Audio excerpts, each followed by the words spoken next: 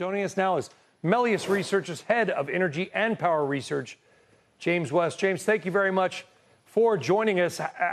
Thanks for having me, Ryan. Well, do you think first off, can we make that kind of power?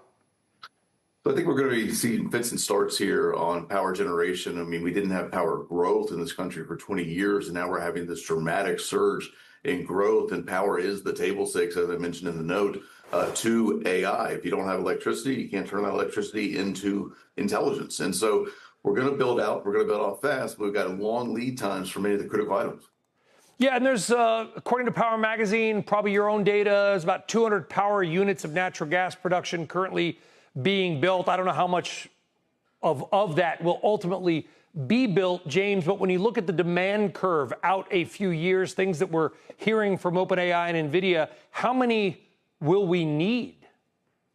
Well, we've run the numbers. If you take Jensen's numbers of $3 to $4 trillion in infrastructure, AI infrastructure spending by 2030 annually, that means we'll need to add about 65 gigawatts annually to power.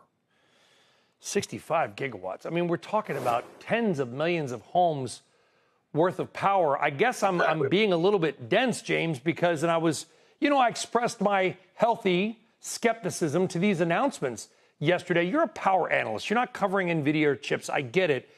But when you're hearing these kinds of numbers, what are you and your team talking about? What are you thinking about?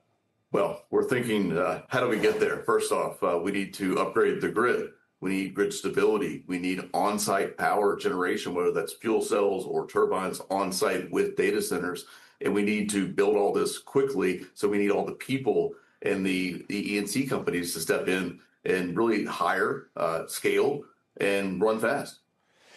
Is there a part of you that would think, and you can dodge this if you want, James, but I'm going to ask it anyway. Is there a part of you that hears these numbers and thinks the AI industry is writing checks that the power producers, at least right now, can't cash?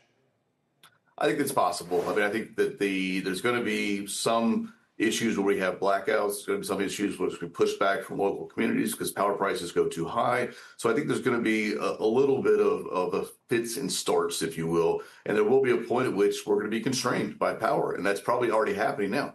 I guess what's interesting is that I'm looking at this incredible demand for natural gas, not just here, not just for AI, not just for data centers, but around the world, all the U.S. natural gas we're shipping to Europe, et cetera, James. And I'm looking at a natural gas price that's $2.82. I mean, make that make sense. It doesn't make sense, Brian. I think that what we'll see here as we get past the kind of shoulder months and into the winter, I think we'll see more demand for natural gas as more of these data centers turn on. Of course, that demand comes online, and the price signal is going to have to be there that we need to drill for more natural gas. And you really can't make a return unless you're at probably $4 per MCF. 2 weeks ago in Italy, Lorenzo Simonelli, the CEO of Baker Hughes, more than pleased to show me that one of their new gas turbines. You wrote in your note today that you think the IPPs, and I would assume that's the Vistras of the world. Vistra, Constellation, Talon. Fantastic. And then the Baker Hugheses and the EQTs ultimately are likely to benefit? Baker Hughes, definitely GEV, covered by my colleague Rob Wertheimer, and definitely EQT because they're the biggest gas producer in the U.S. When you look at the power producers, the IPPs, the Vistras, the Constellations of the world, some of that power is already obviously contracted to utilities, right, but some of it is a free agent, as you might say, and they can sell that for the. Do you see this ultimately becoming this fight between commercial demand and residential demand? I think it absolutely will be. I think it's already a fight. I think commercial demand is going to win that fight, quite frankly, because they can pay more and they're willing to pay more. And right now, the tech companies are scrambling so quickly that even things like clean energy, which they were focused so much on previously, they're just going to take anything they can, any kind of energy they can get.